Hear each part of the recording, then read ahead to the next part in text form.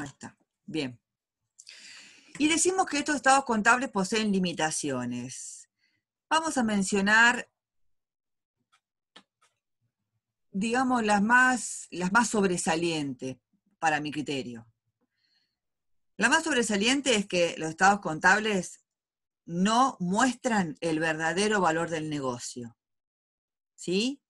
Y ya vimos que depende del modelo contable que esté utilizando el ente, porque la norma contable profesional obliga a utilizar determinado modelo, ¿sí? La información que está medida en moneda histórica, por ejemplo, no está mostrando el verdadero valor de los activos del ente, por ejemplo, ¿sí? Otra limitación que podemos decir es que solo no brinda información cualitativa, ¿sí? Solo cuantitativa. Para eso hay que acompañarlo con otros informes, pero el estado contable en sí, por ejemplo, esa sería otra limitación. Bien, entonces, la información contenida en estados contables básicos se refiere a, decimos, a la situación patrimonial a la fecha. Acá está con otra letra esto. ¿Por qué? Porque es a esa fecha, ni un minuto antes ni un minuto después, o ni un día antes ni un día después. Por eso decimos que la situación patrimonial que se muestra en estado contable básico respectivo, ¿sí?, es una información estática, es una foto del patrimonio a determinada fecha, que ante la mínima variación cuali o cuanti que suceda, ya esa foto cambió. O sea, la vida de un ente es la sucesión de variaciones patrimoniales. ¿Sí? Bueno, si sacamos una foto de determinado momento, es la foto de ese momento y no de uno anterior ni uno posterior. Bien. Entre otras cosas, la situación patrimonial permite al usuario ver si el ente puede cancelar sus deudas. Viendo la composición entre el activo y el pasivo, puede obtener esa información, entre otras. También muestra los estados contables la evolución del patrimonio, y ahí miren cómo dice, durante dice, o sea, tiene como una información más dinámica, durante el periodo cubierto por los estados contables, o sea, durante el ejercicio económico. Y además dice, detallando las causas que generaron el resultado del ejercicio. Esta información de la evolución del patrimonio más el detalle de las causas del resultado se ve exteriorizada en dos estados contables. ¿Sí? No es uno, son dos acá. Decimos que esta información ayuda a ver la capacidad del ente que tiene para generar ganancias y además ver si el ente puede cancelar sus deudas. ¿Sí? Otra información que brinda es la evolución de su situación financiera por el mismo periodo, ¿sí? De esta manera se puede dar a conocer qué hizo el ente con los fondos. Fondos que ingresaron, fondos que egresaron para cancelar deudas, ¿sí? Y cómo están vinculados con las actividades de financiación y de inversión del ente. Eso lo vamos a ver en un estado contable, ¿sí? Y otros hechos van a estar cualquier otra información que el ente considere que el usuario necesita para tomar buenas decisiones y que no está en el cuerpo del Estado, o sea, información ampliatoria, complementaria, también va a estar informada. Entonces, ¿cuáles son los 4 estados contables básicos? Los son, según las normas contables profesionales argentinas, el estado de actuación patrimonial, el estado de resultados, el estado de evolución del patrimonio neto y el estado de flujo de efectivo, con información complementaria, ¿sí? Bien. Vamos a comenzar por el primer estado, por el estado de actuación patrimonial, que acá no está puesto, y sepamos que es común, y de hecho así también lo dicen las normas, llamarlo balance general. Muchas veces dicen, estoy haciendo el balance, terminaste el balance. Bueno, pero el balance no es los 4 estados contables básicos. El balance es uno, ¿sí? Que es el nombre viejísimo que se le viene dando siempre al que hoy, en realidad hace un tiempo largo ya, se llama estado de situación patrimonial, ¿sí? Bien, vamos a ver entonces cuestiones específicas. Esto tiene mucha teoría, salvo alguna cosa, así que es para estudiar solo, además tienen el libro para leerlo, salvo algunas cosas que sí hacemos hincapié. Partidas que componen el estado de situación patrimonial, ¿sí? Bien. La primera partida que vamos a abordar es la partida que llamamos o efectivo o disponibilidades o caja y bancos, ¿sí? Hoy la normativa contable lo llama la partida. Cuando digo partida puedo decir partida o puedo decir rubro, ¿sí? Hoy las normas contables a este elemento, el activo, lo llaman caja y bancos, ¿sí? Pero si lo quieren llamar efectivo o lo quieren llamar disponibilidades, no está mal. Hay autores que dicen, uno de los más famosos autores de contabilidad, Enrique Foro Newton, que en realidad caja y bancos no es más que el lugar donde se guarda el efectivo, ¿sí? Así que en definitiva estamos hablando del efectivo, ¿sí? De manera indistinta. Bueno, entonces, ¿qué vamos a incluir dentro del efectivo? Bueno, estamos profundizando algo que ya vimos. Todo lo que incluíamos en la cuenta caja, cuando registramos ese elemento que aumentaba o que disminuía, ¿qué era lo que incluíamos? ¿Sí? Bueno, en realidad dinero en efectivo, en caja y bancos del país y del exterior, y todos aquellos otros con poder cancelatorio y liquidez similar. Por ejemplo, incluíamos un cheque recibido de un cliente con fecha de pago inmediata, donde ese cheque era equivalente a efectivo porque lo podíamos endosar y cancelar una deuda, o lo podíamos depositar y incrementaba el saldo de la cuenta corriente, o lo podíamos cobrar por ventanilla, ¿sí? Entonces, las características del rubro caja y banco son liquidez inmediata, porque en realidad es el rubro más líquido del activo, el que no hace falta esperar nada para que se convierta en efectivo, ya es efectivo, ¿sí? La certeza, ¿por qué? Porque no hay duda del valor del dinero, que es un valor cierto, ¿sí? No hay duda de su medición. Y efectividad, porque es el medio de pago, o sea, para cancelar obligaciones más efectivo.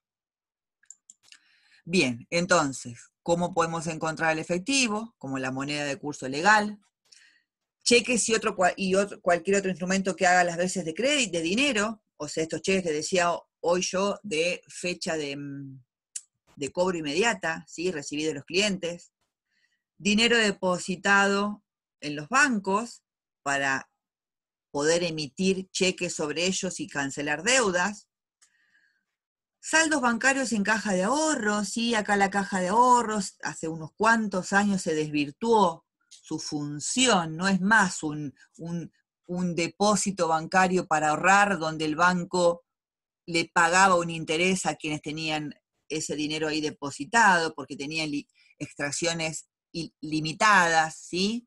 Entonces es como que era como un préstamo que le hacíamos al banco y el banco pagaba un interés, ¿sí? Ahora la caja de ahorro es equivalente al dinero en efectivo, ya que con la caja de ahorro y la tarjeta de débito se puede hacer compras de manera inmediata, ¿sí? Tienen cancelación inmediata los pagos hechos con la caja de ahorro. Y la moneda extranjera. Y acá hay que hacer una aclaración. La moneda extranjera va a estar incluida dentro del rubro caja y bancos siempre y cuando la intención del ente sea utilizarla para cancelar obligaciones, ¿sí? O sea, al cierre del ejercicio, el ente puede tener moneda extranjera incluida en el rubro caja y bancos porque es la moneda extranjera destinada a hacer pagos o compras en moneda extranjera. Y puede tener, moneda extranjera separada, cuya intención no sea realizar pagos, sino que su intención sea especular con el aumento de su valor, conservarla como inversión, y en ese caso la moneda, ahí está, muy bien, Dan. En ese caso la moneda extranjera no va a estar dentro del rubro caja y banco, sino que va a estar dentro del rubro inversiones. Bien. Bien. Bueno, acá tenemos. más o menos lo mismo, ¿sí? ¿Dónde encontramos el activo disponible? En billetes y monedas de curso legal, en los cheques recibidos de terceros, generalmente de clientes no depositados, el dinero en caja, en banco, en cuentas corrientes y en caja de ahorro, ya sea en pesos o en moneda extranjera, ¿sí? Hay cuentas corrientes en dólares, por ejemplo, ¿sí? Cajas de ahorro en dólares. Bien. ¿Qué pasa con el rubro caja y bancos, o con la partida caja y bancos, o con el efectivo? La del rubro caja y bancos, por el tipo de activo que es, obviamente es un activo que, digamos, es el más sujeto a que se cometan fraudes, ¿sí? Entonces, los entes realizan determinados procedimientos de control para determinar realmente si el saldo que arrojó la cuenta caja es el correcto o no. O sea, no solo puede estar pensado hacerse al cierre del ejercicio, que es el momento en que hay... Sí. Todo, caja de ahorro, cuenta corriente en moneda extranjera, se convierte al tipo de cambio vigente al momento de la operación que lo generó. Y así va a estar expuesto. Recuerden que han visto en el tema de los criterios de medición de la moneda extranjera que es común que genere en este caso un resultado por tenencia, depende cómo sea el criterio de medición, y obviamente que se va a considerar este aumento de valor, además, ¿sí? Pero nunca lo vamos a registrar en dólares, siempre en moneda de curso legal. Ahí obviamente que tendremos variación en el tipo de cambio, del momento en que se incorporó al momento en que al cierre el ejercicio, ¿sí? Entonces, el efectivo rota constantemente en un ente, o sea que es muy común que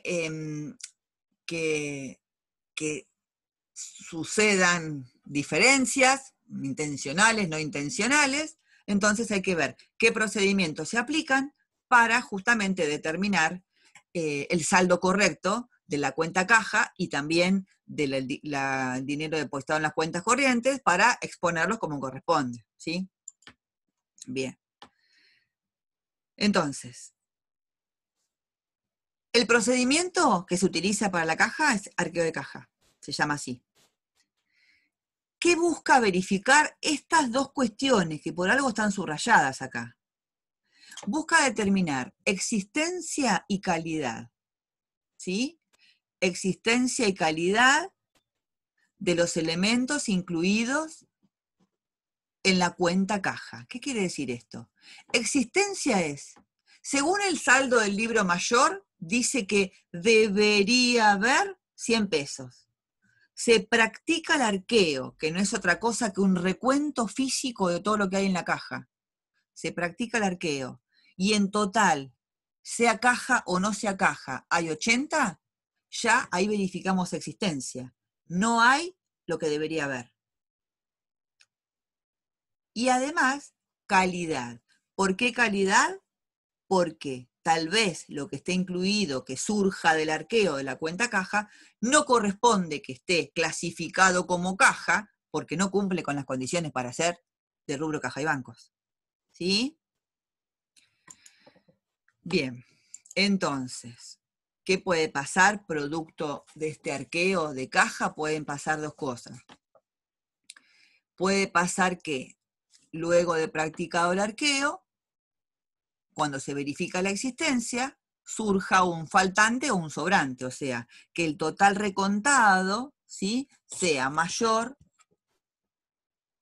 a lo que dice el saldo del mayor que de la cuenta caja, que en este caso yo estoy convencida que el dinero no va a tener cría, ojalá fuese así. O sea, si el producto de lo recontado es mayor a lo que dice el libro mayor, es porque se debe haber cometido algún error en la registración. Habrá que buscarlo. ¿Sí? Supongamos que eso se tiene que solucionar. Ahora, en el caso de faltante, o sea, el saldo de la cuenta del mayor caja dice que debería haber 100 y el recuento dice que hay 80, ahí el ente va a tener que decidir, y cada ente hará lo propio y tendrá sus propias normas de control, ¿qué hará con esta diferencia? Si esta diferencia la asume como una diferencia y reconoce una pérdida por este faltante, para dejar la caja por el valor correcto, o si en lugar de asumir la pérdida, responsabiliza al señor cajero y el señor cajero deberá reintegrar el importe que falta. Les digo esto, es común que en los sueldos la gente que maneja dinero tenga un plus que cobra por el manejo de dinero todos los meses. O sea, y no es que todos los meses le falta plata, lo cobra igual. Cuando le falta plata, deberá hacerse cargo, ¿sí? Así funciona en general. Entonces, en ese caso, para llevar el saldo de caja de 100 a 80, en lugar de evitar un resultado negativo, faltante de caja y acreditar caja, lo que se hace es reconocer una cuenta de activo del rubro créditos, por ejemplo, deudores varios, por ejemplo, anticipo de sueldo, y dejar que ese anticipo quede a cuenta del futuro sueldo devengado del empleado cuando se le cancele. ¿Sí? ¿Alguna pregunta de esto de la caja?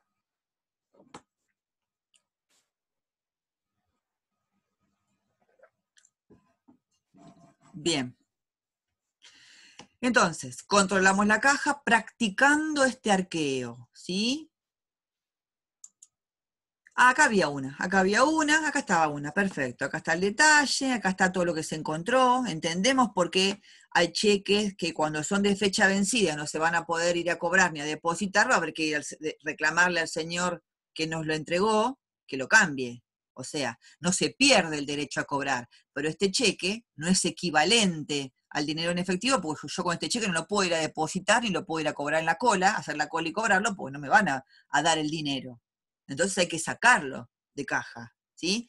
Obviamente que los vales firmados tampoco, y este caso de cheque de pago, de fecha de pago 30 del 6, obviamente que no es líquido, porque no es de fecha de cobro inmediata. Habrá que reclasificarlo también, ¿sí?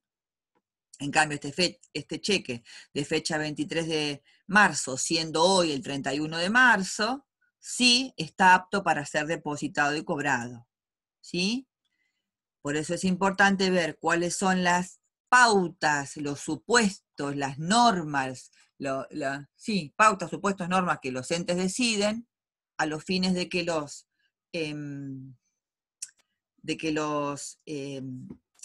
entre el empleado que maneja la caja y el ente determine qué pasa ante diferencias, ¿sí?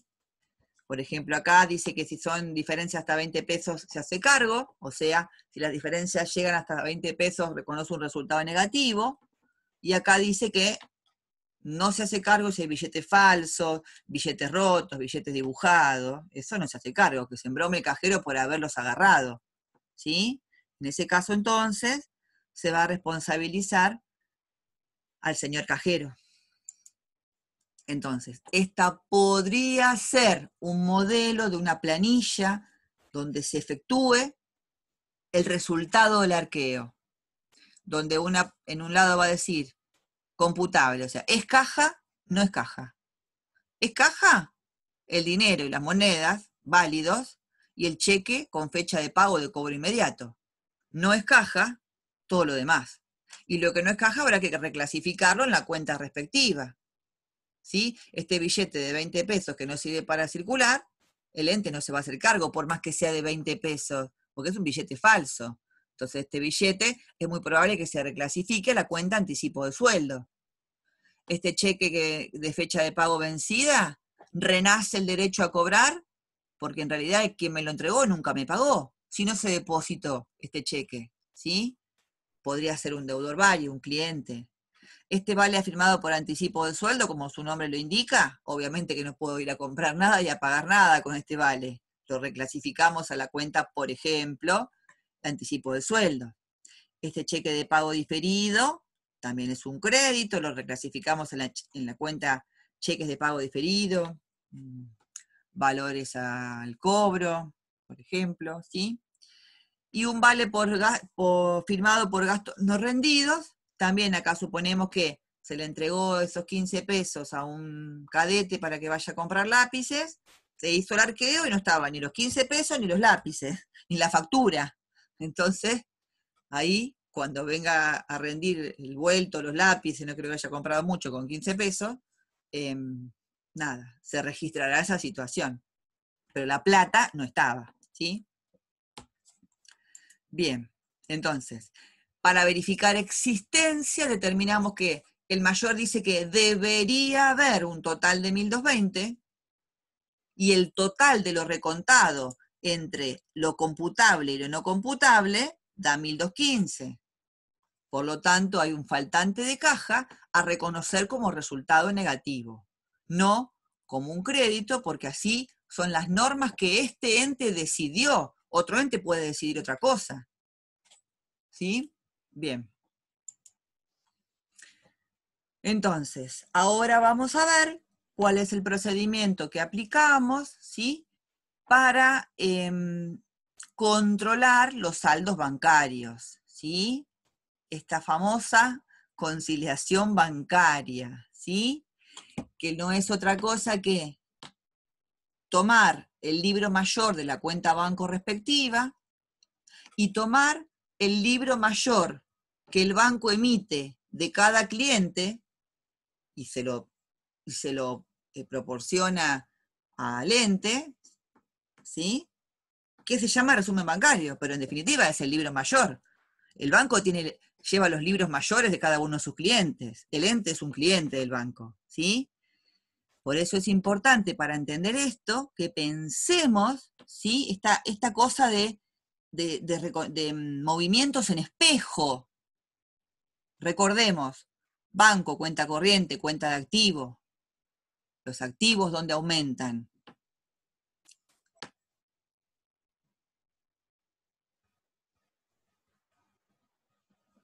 En el debe, bien, disminuyen en el haber, muy bien. Entonces, cuando el ente realiza un depósito bancario, registra banco al debe y el saldo aumenta, saldo deudor de la cuenta banco, cuenta corriente.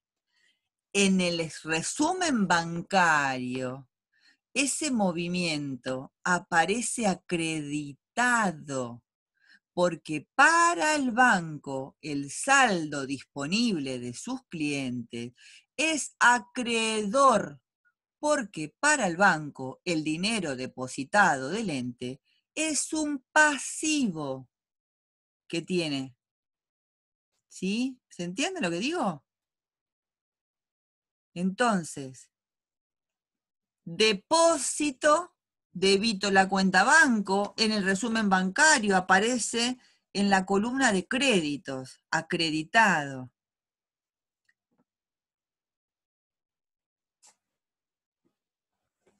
Mirá qué reflexión interesante, dice Andrés. Pero no sé por qué se le ocurre eso.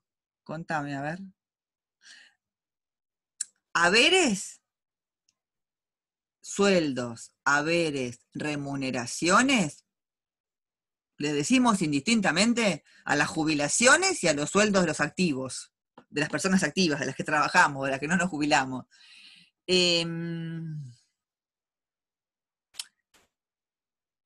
¿Por qué, Andrés, se te ocurre decirme eso? Poner eso. Me parece bárbaro que digan acá todo lo que se les ocurre y no en el parcial. A ver.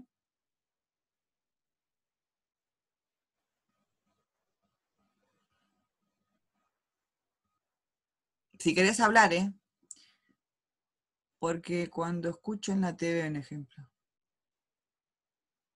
Pues es que puede ser que sea común, no sé si vos lo notaste, Mati, que cuando hablan de las jubilaciones hablan de los haberes jubilatorios y cuando hablan de las personas que estamos activas hablan de sueldos, ¿no? A mí tenés el micrófono apagado. ¿Te apagué yo o estás apagado solo? Ahí está. Para mí es una cuestión cultural. Haberes o haber, una de las acepciones es tenencia de bienes o dinero en efectivo por una persona. Esa es la definición de haber. Entonces deben usar haberes para los jubilados y salario, del viejo término por la sal, para los empleados activos. Claro, del Se me salario, ocurre como una por cuestión la medio sal. epistemológica, pero Claro, puede haber quiere ser, decir tenencia de bienes o dinero de una persona. básicamente, por definición, digamos. Si vos lo querés, Mati, si vos lo querés relacionar con el concepto activo, Claro. el haber me estaría chocando ahí, porque el activo disminuye Ahí en el sí. haber. No estaría siendo consistente o sea, por eso, cuando uno dice, no dice las remuneraciones de los jubilados.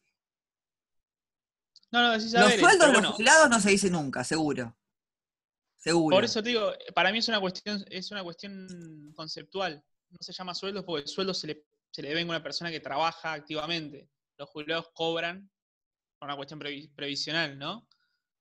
Pero haberes en la definición más dura es eso, es Mirá qué buena tu intervención, Andrés, que pensaba, o sea, primero me quedé el como conjunto de bienes o descolocada. derechos que posee una persona. Claro, pero me quedé descolocada respecto de que no me había puesto a pensar que por qué es común escuchar haberes de los jubilados y yo he visto cuentas contables con personas activas que le hablan haberes, le dicen haberes y no le dicen sueldos. O sea, no está el impedimento llamar haberes a las personas no jubiladas, o sea, activos. No, deberá ser una convención para mí, Sí, tal para cual. Pero fomentar la ahora sí vamos comparabilidad, a lo ¿no? otro. Punto extra para Andrés. Bien. Pero vamos a lo otro. No estaría entendiendo por qué se te ocurrió decir que las jubilaciones, o sea, por eso las jubilaciones se les dice haberes. En realidad, porque vos me estás diciendo que las jubilaciones a los jubilados se les acredita en la caja de ahorro, entonces se les dice haberes. Cualquier movimiento el ente que es el cliente del banco aumente y por eso debita la cuenta, el banco la va a acreditar, se la va a agregar al saldo, ¿sí? Lo mismo al revés. Cuando el ente acredita en la cuenta banco porque está emitiendo un cheque, el banco, al pagar ese cheque al quien sea su beneficiario, el importe lo debita de la cuenta, ¿sí? Lo debita de la cuenta, disminuye el saldo. Tiene menos pasivo el banco para con el ente, ¿sí? Reflexiones. No, pero bueno, a raíz de lo que dijo Andrés, no te sientas mal, Andrés, ¿eh? O sea, está bueno que ampliemos el vocabulario y analicemos la cuestión y que relacionemos, digamos, lo que escuchamos con, ¿sí? Bien. Entonces, esta cuestión en espejo, ¿sí? Hace esto bueno, uno debita, otro acredita, y inversamente. Entonces, bueno, por eso acá está esto que dijimos recién, que no es otra cosa que el libro mayor. Por eso acá decía lo del saldo acreedor y el saldo deudor, ¿sí? Esta cuestión inversa. Y esta conciliación bancaria, entonces, lo que hace es una tarea, así como la tarea es el arqueo, esta es otra tarea, una tarea cuando hay mucho movimiento y se pretende hacer un periodo muy largo junto, es muy engorrosa. La tarea entonces es hacer un procedimiento de tilde de los movimientos coincidentes y buscar la explicación de aquellos movimientos que están en el banco y no están en el ente, o al revés. Eso es lo que busca la conciliación bancaria, ¿sí? De este procedimiento de tilde surgen dos tipos de diferencias. Unas se llaman temporarias y otras se llaman permanentes, por el hecho muy simple que unas deberían durar poco y solucionarse. Y las otras van a durar el tiempo que tarde la parte de solucionar el error o omisión. Van a seguir siendo diferencias hasta tanto quien haya cometido el error o la omisión lo arregle. ¿Sí? Entonces, no. Muy bien, Juan Pedro, lo que está diciendo, no. No tiene que ver con el tiempo que tarda en convertirse en efectivo o no. A eso se le llama corto plazo, largo plazo. ¿Sí? No tiene que ver con eso. Mati, ¿vos estás pasando lista? ¿O no? ¿Podés pasar? ¿Yo? Sí. Saqué un screen al principio de los Bueno. participantes. Entonces, no, muy bien, Juan Pedro, lo que dijiste, o sea, muy bien, no, está mal. Muy bien que lo dijiste. El corto plazo o el largo plazo, el temporario y el permanente, desde ese punto de vista, tiene que ver con, en los activos, el tiempo de conversión en efectivo que tardarán. ¿Sí? El corto plazo o el corriente o el temporario apunta a aquellos activos que se espera se convertirán en efectivo dentro de los próximos 12 meses de contado el cierre del ejercicio. ¿Sí? Y lo que se llama largo plazo, hay más largo plazo, coincidente con el criterio de no corriente, tiene que ver con aquellos que superan los 12 meses después del cierre para convertirse en efectivo. ¿Sí? Estos tiene que ver con el tipo de diferencia ocasionada en la conciliación. Tiene que ver con que, repito, si esa diferencia solita se va a arreglar en un tiempo prudencialmente corto, que no está medido en corriente y no corriente, o no se va a solucionar hasta tanto el que cometió el error o la omisión lo corrija. Esas son las permanentes. ¿Sí? ¿Sí, Juan Pedro?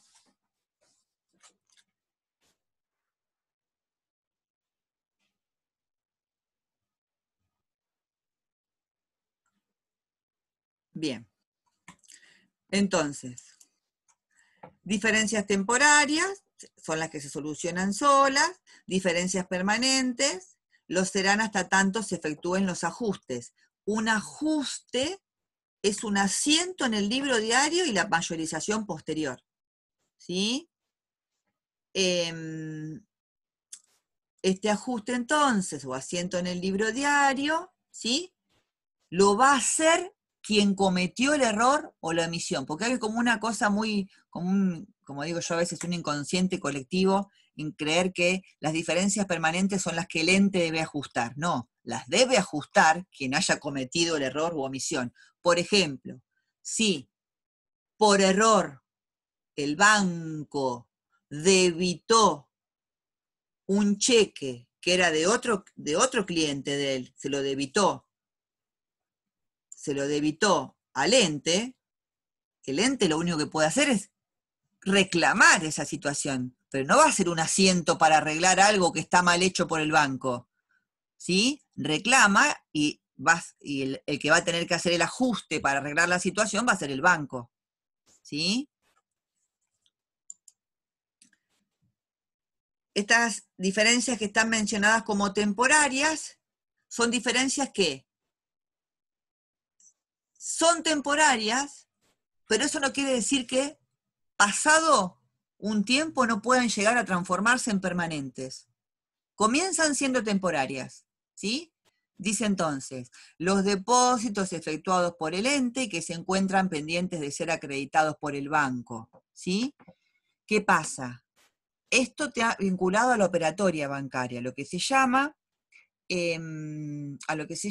clearing bancario, ¿sí? Este clearing bancario es el plazo interno que tiene el banco, donde después del cierre bancario, personas trabajan sobre esto, ¿sí?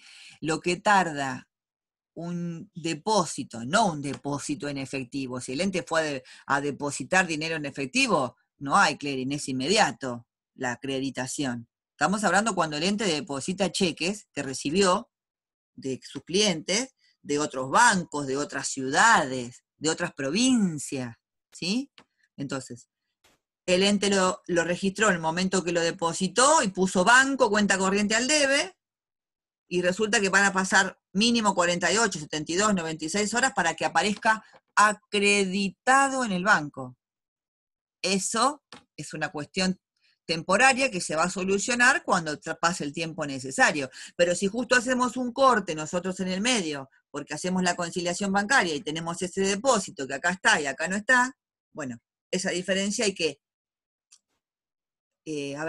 recordarla, tenerla a un costadito presente para ver si se soluciona sola o no el mes siguiente. O sea, cuando volvamos a hacer la conciliación. ¿Qué pasa? Capaz que por más que pasen las 96 horas o las 150 horas, nunca aparece porque el cheque que depositamos no tenía fondos, porque la cuenta de quien me lo dio no tenía fondos, porque el cheque le faltaba una firma, porque el cheque le faltaba el importe en letra. Entonces, en ese caso, una diferencia que parecía ser temporaria y que se iba a arreglar, termina siendo permanente. ¿Sí? Otra diferencia temporaria típica es emitir un cheque, entregárselo al beneficiario, y el beneficiario tiene 30 días para estar con ese cheque dando vuelta y presentarse al cobro o depositarlo en su cuenta. Pasados esos 30 días, ya ese cheque se le venció, va a venir a golpear la puerta a reclamar. Ahora, si pasados los 30 días el beneficiario se olvidó que tenía el cheque, lo extravió, apareció en el bolsillo del jean mojado porque la mujer le puso el lavarropa, el vaquero, ¿sí? El jean. Bueno, ahí ya esta diferencia va a ser transformarse en permanente y el ente deberá cambiarle el cheque y entregarle uno nuevo, ¿sí? Hay otra cosa que siempre también, como que no confunden, pero como que entienden que, bueno, yo ya le pagué, no le tengo que pagar de nuevo, no, yo no le pagué. Yo emití una orden de pago lisa y llana, y la persona que se la emití no la hizo valer, ¿está? Entonces, no puedo argumentar que yo le pagué con el cheque si el cheque ese no fue presentado al cobro y no disminuyó mi cuenta corriente. No le pagué nada. Le di la orden de pago, que es ese cheque entregado, y la persona no lo pudo cobrar. O sea, no me puedo excusar en que no le tengo que pagar. No, hay que pagarle. ¿Sí? Es algo que también suelen pensar que, bueno, yo ya le pagué. No, ningún le pagué. ¿Sí? ¿Sí? ¿Hasta acá?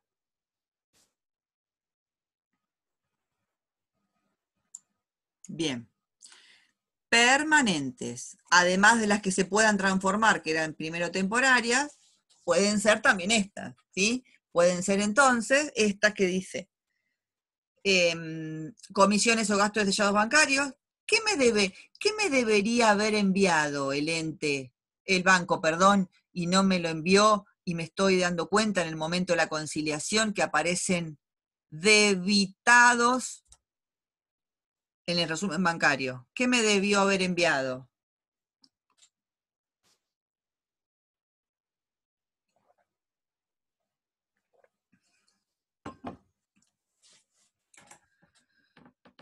¿Qué me debió haber enviado? Comprobantes, documentación respaldatoria.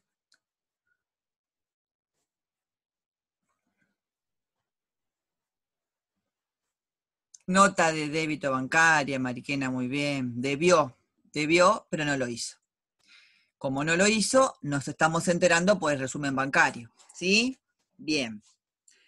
Otra diferencia permanente, los cheques de terceros depositados por el ente y rechazados por falta de fondos o fallas técnicas que el ente nos toma conocimiento porque cuando está haciendo la conciliación anotó banco al haber acreditado y nunca apareció el cheque cobrado, ¿sí? O cheques librados por el ente que no se encuentran en condiciones de ser presentados para el cobro porque el ente no lo firmó, qué sé yo, se equivocó en la letra, el importe en letras, el importe en números, cualquier cuestión que haga de forma que haga que ese cheque no se puede transformar en efectivo, aumentar el saldo de la cuenta, o disminuir o aumentar el saldo de la cuenta, perdón, ¿sí?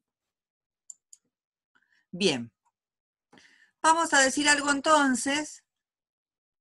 No vamos a ver cuestiones que tengan que ver con operatoria, digamos, de numérica o de situaciones de control, sino vamos a mencionar qué podrían ser las inversiones, ¿sí? Qué podríamos incluir dentro de ellas para conocerlas y, bueno, porque digamos que no merece mucho mucha profundidad, ¿sí? En cuanto a registraciones. Estas inversiones entonces son activos que el ente desafecta de la actividad principal porque no los necesita para la operatoria, ¿sí? Entonces, puede ser que esto sea una cuestión momentánea o temporal, de ahí capaz que viene la cuestión del error, de la pregunta que hizo acá, ¿quién la hizo? Que no me acuerdo, que dijo si son... Acá, Juan Pedro, bien.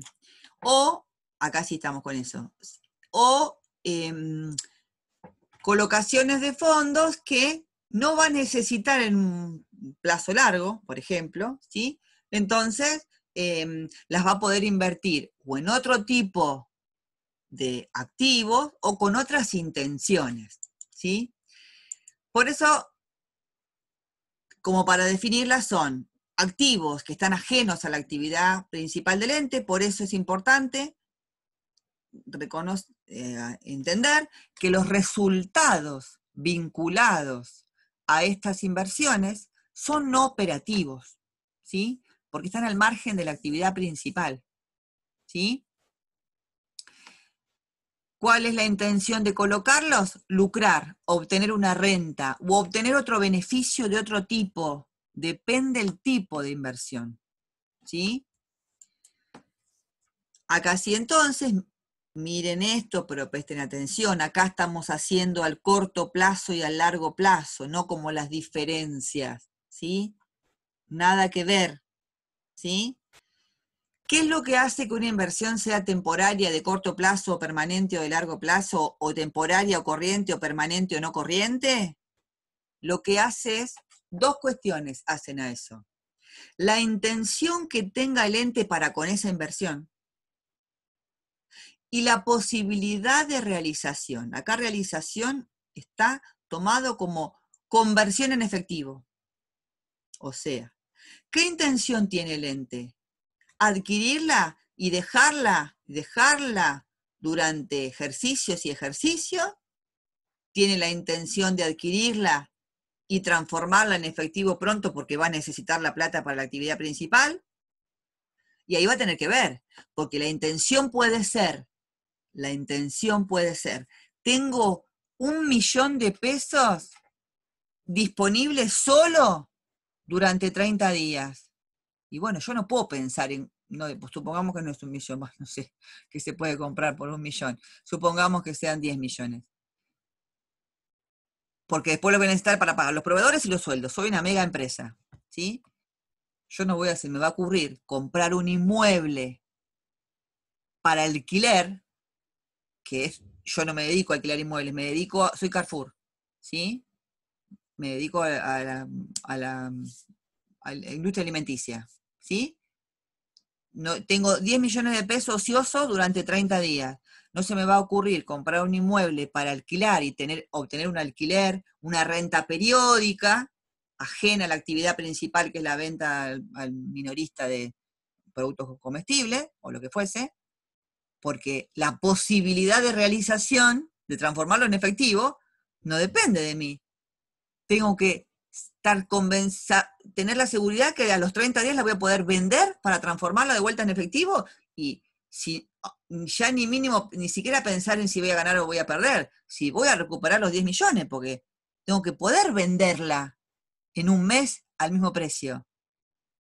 Si el mercado no me la quiere comprar, porque no es atractivo, no voy a poder realizarla, ¿sí? Y si no voy a poder realizarla, entonces no, y tengo tan poco tiempo para explotar esos fondos, no voy a comprar un inmueble, ¿sí? Busco otra alternativa. Salvo que mi intención sea a largo plazo y tenga disponible, no los voy a necesitar para nada. Bueno, ahí sí, puedo darme el lujo de comprar un inmueble para alquilarlo y tener una renta segura mensual, que es el alquiler. ¿Sí? Entonces, ojo con estas dos características al momento de elegir una inversión. ¿Qué intención tengo para con ella? ¿Y qué posibilidades hay de transformarla en efectivo de vuelta? Porque capaz que la posibilidad, sí, capaz que hay posibilidades de que yo los 30 días venda el inmueble, pero tengo que vender en 1.000.000 para poder venderlo. Y ahí, no solamente no gané, sino que soy una nava que lo tuve que regalar. ¿Sí? Ni siquiera recuperé el valor de la inversión. ¿Sí? Estamos con esta clasificación entonces, o sea, estamos con lo que quiero decir con intención y posibilidad de realización.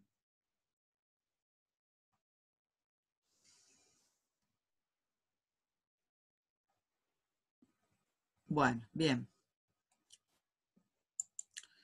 Entonces, ejemplos de inversiones temporarias. En general decimos que son instrumentos financieros que se van a convertir en el corto plazo, que no tengo que hacer un esfuerzo para venderlos, que cruzo la calle o voy al banco y ya está, o por home banking ya está, lo puedo hacer, ¿sí? Poseen un precio de mercado conocido, o sea, de conocimiento público, ¿sí? El objetivo es tener una renta durante periodo corto de la utilización y obviamente que son colocaciones de fondos transitorias, porque necesito volver a transformar en el efectivo, porque voy a necesitar el dinero, ¿sí? Para volver a la actividad principal, nuevamente. Bien, no sé que tengo como un problema, se me cae. Bien, entonces, ejemplos más comunes de esas inversiones temporarias son las colocaciones de sumas de dinero, una tasa de interés, valores negociables, en títulos de la deuda pública, en deudas privadas, en acciones, las colocaciones a plazo fijo, ¿sí? Estas tienen alta liquidez, precio de mercado conocido, las puedo recuperar en el corto plazo, ¿sí? Y voy a tener una renta, un interés, una diferencia entre el precio de compra y el precio de venta, ¿sí? Que es lo que me va a generar la renta. Las inversiones permanentes pueden ser algunas que son dentro de la característica de las temporarias, pero como yo no tengo la intención de transformarla en efectivo pronto, las dejo, van a ser permanentes. Porque si yo al cierre del ejercicio estoy por exponer las inversiones, no sé dónde ponerlas, si en activo corriente o en no corriente, eso me lo va a definir. ¿Qué pretendo hacer con estas acciones que compré de Coca-Cola? Acobachar, acobachar, acobachar, acobachar, porque tengo intenciones de controlar las decisiones, influir en las decisiones, o la intención es, compré porque estaba en baja, porque ahora Pepsi no sé qué cosa, entonces, pero no, porque ahora va a sacar una nueva línea, porque no sé qué, con menos azúcar, entonces ya me enteré que el mercado, entonces van a volver a subir, y venderlas en el corto plazo para obtener una renta que va a estar dada por la diferencia entre el precio de compra y el precio de venta. ¿Cuál es mi intención? Y bueno, puedo llegar a tener acciones de otras sociedades, tanto en las inversiones corrientes como no corrientes. Ojo acá, no confundamos, como creo que he dicho con ustedes, o no sé si con ustedes he dicho, gordura con hinchazón. Ojo acá, no confundamos que el ente puede ser una SA, una SRL, un ente con fin de lucro, sin fin de lucro, una ONG. Y comprar acciones de una SA no tiene nada que ver con la característica del ente. No estoy hablando de las acciones que son las partes que se divide el capital de una sociedad anónima, que son el patrimonio neto de esa sociedad anónima. El ente puede ser una sociedad anónima y comprar acciones de otra sociedad anónima y tiene las acciones de su patrimonio neto y tiene las acciones de las inversiones de la otra sociedad. ¿Está claro eso que dije de las acciones? Me voy a hacer un mate, porque ya que no me convidan. ¿Está claro eso de las acciones? Acciones en circulación es el nombre de la cuenta del capital de una sociedad anónima. Acciones de otras sociedades, acciones de Coca-Cola, acciones de Adidas, acciones de lo que fuese, la vamos a encontrar en el rubro inversiones cuando el ente compró acciones con el ánimo de obtener una renta. Cuando el precio sube, le dice a la gente de bolsa, véndemelas. Y ahí obtuvo una renta por la diferencia del precio, por ejemplo. ¿Sí? Eso es importante, entender la diferencia. Claro, exacto. Acciones de otro ente, inversiones. Acciones en circulación, es el patrimonio neto de una SA. ¿Sí?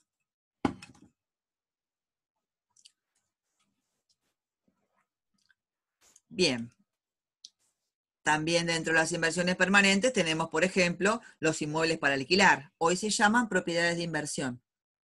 ¿Sí? Ahora, si yo compro acciones y sé que las voy a seguir comprando, no, ni loca muerta las voy a vender, ahí van a estar en permanentes porque yo tengo otra intención respecto a esas acciones que compro. La intención es ejercer el control, influir en las decisiones, llegar a tener un paquete accionario importante, ¿sí? Bueno, entonces ahí van a estar sí o sí, esas mismas acciones van a estar mostradas en el activo no corriente en inversiones permanentes, ¿sí? Entonces, temporarias son aquellas que son realizables. Realizables es transformada, conversión en efectivo. Realización, conversión en efectivo. Convertibles en efectivo a menos de los 12 meses a partir de la fecha de cierre de ejercicio. No sé qué hago, que toco tanto. Permanentes son cuando son las colocaciones mayor de 12 meses contados a partir del cierre del ejercicio. ¿Sí?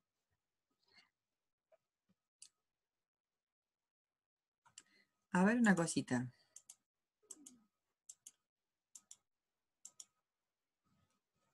No, está bien. ¿Sí? Entonces, ¿estamos? Bien. Ejemplos. Las clasificaciones son enunciativas, o sea, las clasificaciones ya dijimos que son, ay, ¿cómo se dice? Me sale compatible. Son, una inversión puede calificar acá, puede calificar en la otra, ¿sí? No son excluyentes, no me salía, ¿sí? Entonces, por ejemplo, dentro de los valores mobiliarios se le llaman a los títulos públicos, las deudas con el Estado, préstamos, porque los depósitos a plazo fijo no son otra cosa que los préstamos que el ente le hace al banco, a un plazo fijo. Al cabo de ese plazo, vuelve a tener el importe que ha depositado más el interés que ha ganado. Participaciones en otros entes, y acá estas mismas acciones ya las tengo con otra intención, ¿sí? Son las mismas, la intención es otra. Participaciones no accionarias en otros entes, cuestiones muy específicas, ¿sí? O, por ejemplo, puedo comprar bienes muebles o inmuebles para obtener una renta, pero yo no me dedico como actividad principal a la compra-venta de bienes muebles o inmuebles. Por ejemplo, rodados para alquilar, inmuebles para alquilar, moneda extranjera, ¿sí? Acá no va a estar en caja y bancos porque la intención no es esa, la intención es mantenerla, no es para usarla para pagos, ¿sí? Bien. Otra forma de clasificarla, pero siempre la misma, o sea, otra forma de clasificarla, pero eso no quiere decir que los componentes sean otros, ¿sí? Ya lo dije, que son activos no operativos, ¿sí? Bien. Seguimos con otro de los elementos del activo, del cual hemos visto ya cuentas, y acá estamos viendo el rubro completo, o sea, cómo se conforman los créditos, ¿sí? Estos créditos, que acá tenemos la definición, que generalmente se originan en la venta de bienes o prestaciones de servicio, depende si el ente venda bienes o preste servicios, ¿sí?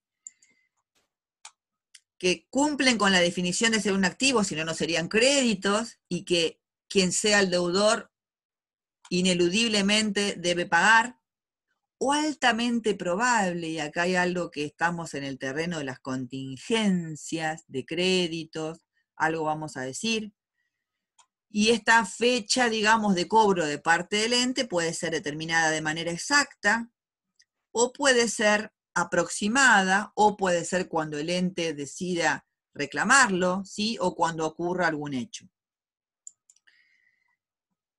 ¿Qué incluimos dentro del rubro? Los importes a cobrar, en moneda nacional o extranjera. Los saldos a recibir bienes. ¿Cuál es la cuenta que representa este crédito? Saldos a recibir bienes. ¿Qué cuenta se usó para esto?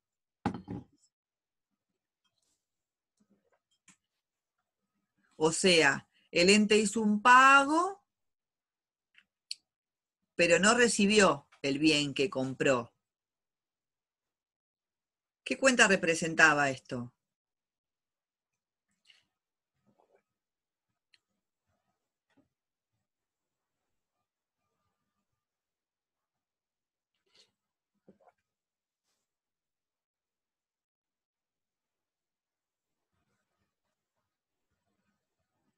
A ver.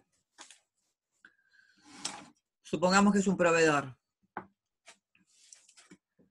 Mercaderías pagadas por adelantado o, ¿cómo era? Derecho a cobrar, sí.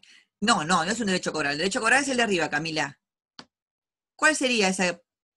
Que no está mal el nombre. Se entiende lo que quiere decir Vanina. Pero el nombre que usamos, ¿cómo lo llamábamos? En vez de mercaderías pagadas por adelantado. ¿Cómo lo llamábamos?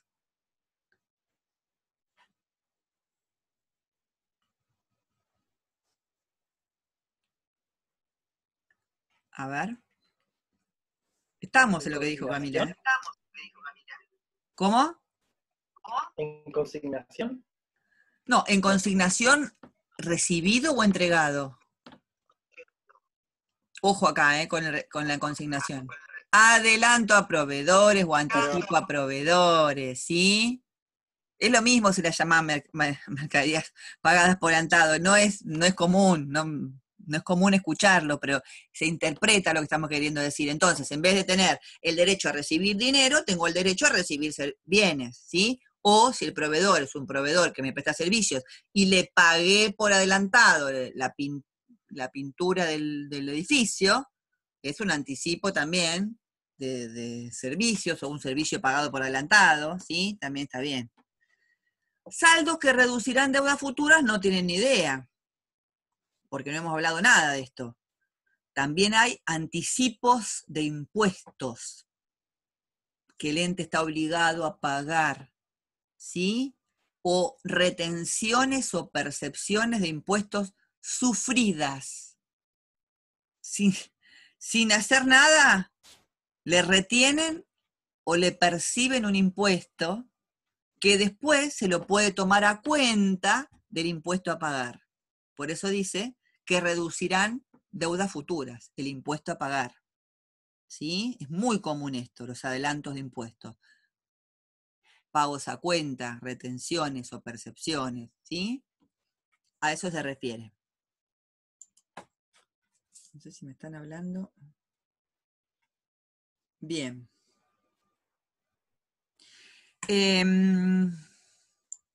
Bueno, acá están cómo se originan. Perfecto. Clasificación. Fundamental a los efectos de la exposición, según el grado de vencimiento o exigibilidad que tenga el ente para con esos deudores. Corrientes, acá van a estar mostrados los derechos a cobrar o a recibir sumas de dinero, o a recibir bienes o a recibir servicios, que se espera, no depende del ente, se cobrarán o se recibirán o se cancelarán estos créditos por parte de los deudores dentro de los 12 meses contados a partir del cierre del ejercicio, que cuando yo estoy exponiendo los créditos, ¿a dónde los pongo para que el usuario vea la información? O no corrientes, aquellos que se espera se transformarán en efectivo pasados los 12 meses después del cierre del ejercicio. ¿Sí? Esta clasificación que viene ahora está muy vinculada con, o sea, hay otras clasificaciones que se comparten con las deudas, pero esta está muy vinculada a este rubro, ¿sí?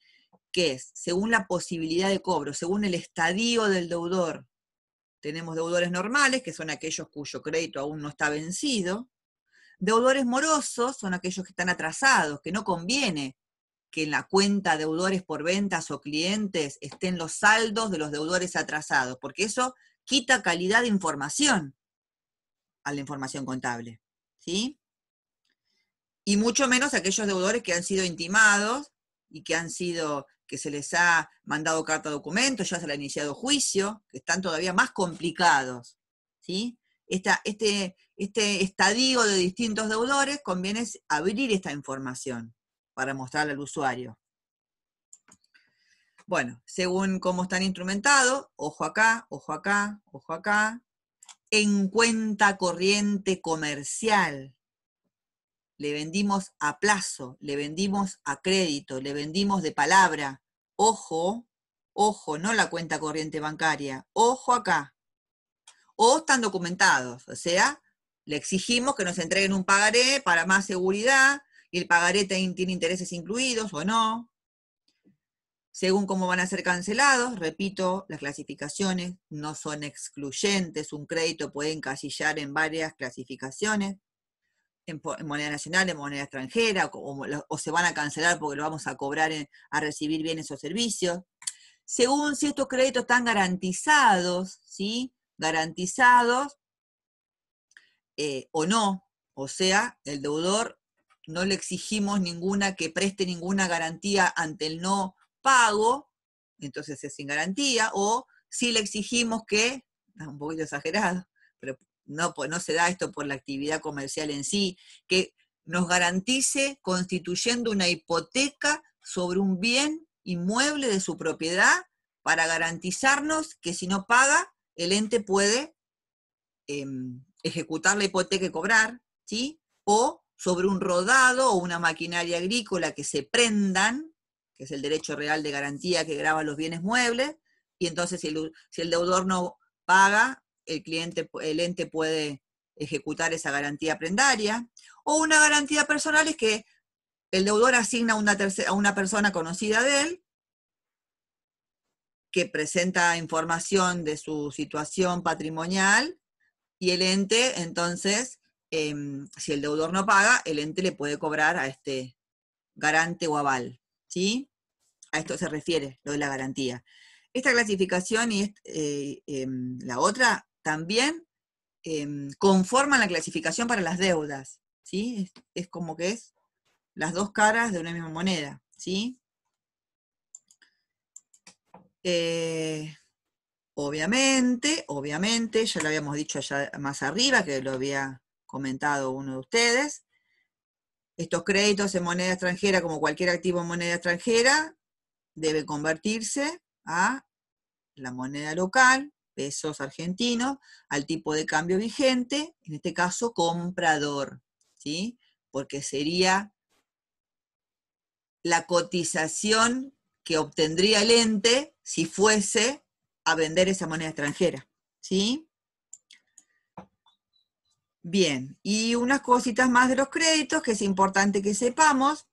¿Cómo le damos de baja un crédito? Y lo ideal sería que un crédito se dé de baja, o sea, se acredite la cuenta de deudores por ventas, deudores morosos, clientes, la que se les ocurra, porque se cobra. Eso sería lo ideal, ¿sí? También se puede dar de baja porque el ente decide perdonar o condonar ese crédito, ese derecho a la persona a quien le debe, y obviamente que la condonación de este crédito que hace que la cuenta se acredite, ¿contra qué cuenta se va a debitar? O al menos, no importa el nombre, ¿de qué naturaleza va a ser la cuenta que se va a debitar si el ente decide condonar un crédito a un tercero, a un cliente, por ejemplo?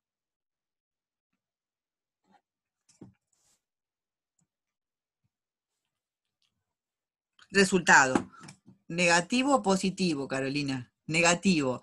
Costo, gasto, pérdida.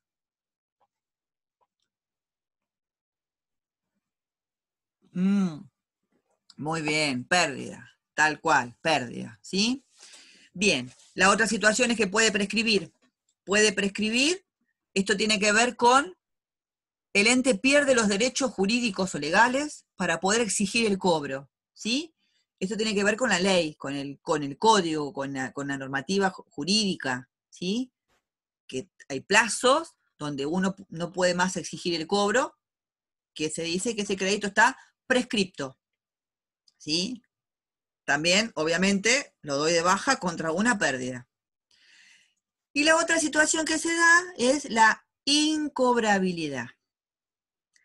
Pero quiero que sepan que, porque la cuenta después va a aparecer, puede aparecer en estado de flujo de efectivo y eso, quiero que entendamos esto. En la normativa contable, en la doctrina, ¿sí? es usual reconocer una incobrabilidad futura altamente probable, cuantificable objetivamente, cuyo hecho se conoce al cierre del ejercicio, reconocerla mediante una variación patrimonial cuantitativa. ¿Qué significa esto?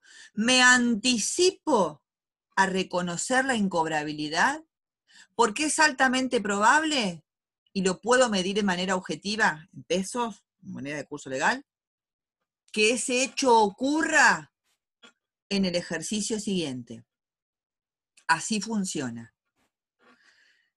Entonces, esta situación, bueno, ahora después vuelvo a esto. Acá estoy. Esta situación entonces hace que los entes reconozcan este resultado negativo pérdida y regularicen el saldo de los créditos mediante esta que se llama así, previsión. ¿Por qué lo hago? Porque principalmente porque no puedo dejar un activo medido por encima de su valor recuperable. Yo no puedo dejar mostrados los créditos en el activo si hay alta probabilidad de no cobrar algunos de ellos. Eso se conoce como, digamos, se le dice valor recuperable. Si yo dejo este activo sobrevaluado, estoy mintiendo en la información. El usuario está pensando que yo tengo de 1 millón de créditos, el 1 millón que está en crédito, que está apto para cancelar el pasivo corriente, y sin embargo no es así, porque es altamente probable que del 1.200.000 nunca paguen. Como esta situación la analizo al cierre del ejercicio, y no puedo dejar los activos valuados por encima de su valor recuperable, existen estas que se llaman previsiones. Entonces, lo que se hace es, de evitar el resultado negativo de la pérdida, aunque el hecho aún no es cierto, es altamente probable. Y acreditar una cuenta que regulariza, que ajusta, que acomoda, que modifica, que corrige el valor de los créditos. Para que una cuenta tenga esa función de hacer esto que digo, corregir, modificar, ajustar, tiene que ser regularizadora, en este caso, de un activo. Y las cuentas regularizadoras de activo tienen el saldo inverso a las cuentas de activo, así como las cuentas regularizadoras de pasivo tienen el saldo inverso a los pasivos. Entonces, lo que se hace es, al cierre del ejercicio, se castiga el ejercicio con una pérdida, con un resultado negativo que aún no es cierto, pero sí es altamente probable, y se acredita una cuenta que no puede ser de activo a secas. ¿Y cómo va a ser de activo a secas si están haciendo en el haber? ¿Me siguen el análisis? Por eso esta cuenta lo que hace es ayudarme a mostrar a los créditos por su valor recuperable. ¿Por qué lo hago? Porque es altamente probable que ocurra, porque se puede medir objetivamente y porque el hecho lo conozco al cierre del ejercicio. 3 condiciones para constituir la previsión para deudores incobrables. Entonces, miren cómo quedarían expuestos los créditos si hubiese constituido previsión para las futuras incobrabilidades altamente probables. Las cuentas de activo, obviamente sumando, la previsión como ajusta restando, el saldo del rubro crédito mostrado por 25.000 y no por 30.000, porque 30.000 fue el saldo a cobrar. ¿Qué puede pasar en el ejercicio siguiente? De todo puede pasar. Puede pasar que la previsión no me alcance porque se dieron más incobrabilidades. Puede pasar que la previsión me sobre porque se dieron pocas. Puede pasar que no se dé ninguna incobrabilidad y estos 5.000 los tengo que cancelar y castigué el ejercicio anterior con un resultado que no ocurrió. Bueno, ¿por qué me interesa esto? Además que porque tenemos que saber la composición y la evaluación del rubro crédito, me interesa por esto más que nada. Porque este resultado negativo que acompaña a esta registración de la previsión al cierre es un resultado que nunca se paga, que no origina, presten atención acá en esto porque después lo vamos a nombrar capaz cuando hagamos uno de los estados contables. Es uno de los resultados que nunca se paga. Cuando nosotros hacemos devengamientos de resultados, en algún momento esos resultados negativos se pagan. O se pagan antes por adelantado, o se pagan en el momento que son resultados, o se pagan después de haberse devengado. Pero en algún momento se pagan, ¿o no? ¿O no se pagan en algún momento? Bueno, este no se paga. Entonces, no, decimos que es un resultado que no origina, que no implica, claro, ¿vieron? Que no origina egreso de fondos, que no implica salida de fondos, ¿sí? El devengamiento de luz se paga, el devengamiento de los sueldos, lo reconocemos el resultado negativo y se pagan en algún momento, ¿sí? Qué sé yo, lo que se les ocurra, los honorarios, el internet, cualquiera de este tipo de resultados que conocemos, ¿sí? Bueno, este es un resultado que no se paga. Por eso es importante que lo tengamos en cuenta, porque cuando hablemos de la información financiera que tiene que ver con las entradas y salidas de fondos, ¿sí? Y esa situación, bueno, nada, este resultado no se paga, ¿sí?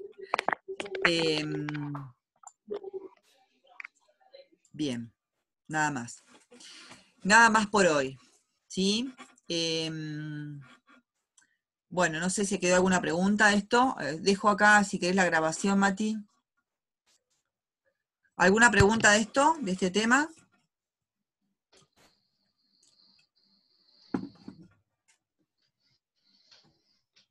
Por mi parte no, dijo Vanina. ¿Nada? ¿No?